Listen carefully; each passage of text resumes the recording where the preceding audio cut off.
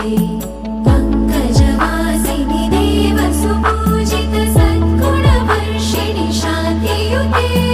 जय जय हे मधुसूदन कामिनि आदिलक्ष्मि जय पालय माम्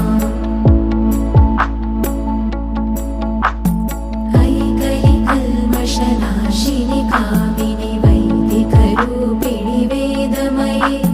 क्षीरसमुद्भव मङ्गलरूपिणि मन्त्रनिवासिनि मन्त्रनुते